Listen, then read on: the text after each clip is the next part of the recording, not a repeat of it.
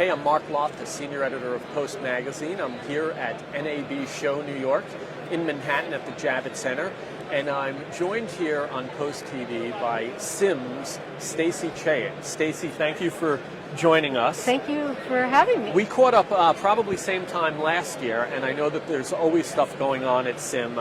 You represent so many different locations throughout the country and Canada. For those of our viewers who maybe aren't familiar with Sim and all of the different areas that you guys represent, maybe you could just give us a little bit of a quick overview. Sure, yeah. Sim, came from a group of companies that is end-to-end production and post services. So we have stages in Vancouver, we have a lighting and grip company in Canada, we have a camera department in Canada, but we also have post production from dailies all the way to delivery in Vancouver, Toronto, New York, LA, and Atlanta. So really anything as far as if a production needs acquisition, equipment, stage space to shoot, and then post-production facilities to put a project together, you can offer the gear, you can four-wall offer space, and you can also provide services. Exactly. That came out of just seeing, clients want to get an end-to-end workflow and really facilitate, like, okay, well, I have a project. I don't want to have to, at every stage, go and find different vendors for everything. But what about if we could take a show from beginning to end and give them as much as possible? Say, okay, well, we can talk to our own camera folks and get you what you need. And it doesn't matter whether you're in one of our 5 hub cities or you're shooting somewhere around the world. We have a team and gear that can go anywhere. Here in New York, and that's where you're located, you've noted that there's a boom in production, and that's affected the business in New York in a good way. Can you talk a little about what's happening? Absolutely. In Sim New York, we've just completed some renovations to we have 3 new audio mixing suites, including one that's Dolby Atmos ready, and VO ADR booths, as well as 2 broadcast color bays. And we've added a senior colorist, Lucy Barbier-Dernley, who comes to us from a rich background at Company 3. We're really excited about it, and in terms of our ability and these resources to facilitate the boom in New York for especially scripted television. But with the Dolby Atmos, you can do the theatrical stuff as well. Yeah, you could do theatrical. You could, especially with the streaming these days, like Netflix and Amazon, a lot of things, whether it's going to theatrical or not, they're preserving it for that, future-proofing it and making it 4K, HDR, Dolby, and we're saying it doesn't matter if you want it to be that or if you want it to go to MTV for broadcast, we can facilitate that for you. Okay. Obviously, you have the new audio suites. I think you had mentioned you have new color bays for finishing. Yes. As well. 4K, is that what we're... Yep. Yeah. And you guys have your own technology that you're developing also that we touched on a little bit last year. Maybe you can give us a little update. So our technology is called MetaBank, and it started out being a database to log any metadata that goes through our dailies pipeline, but it's turned into a fully cloud-based service that can facilitate VFX turnovers, and we're working on a module to do promo, like marketing pulls from it.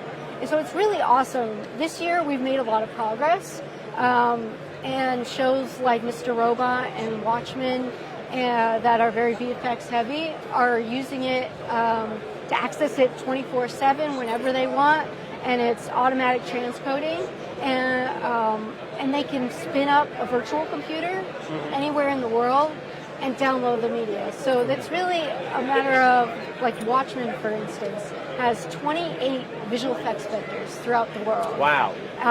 And all 28 of them can access it at the same time. Doesn't matter day, night, whether they're in India, Europe, or the US. and have access to that master media and access the metadata for the show so that they can keep working on that heavy VFX. Is it cloud-based and a subscription, or is it... Yeah, so how it works right now, we're bringing on clients slowly to the idea to say, like, okay, what we'll do is we'll get your media up into the cloud.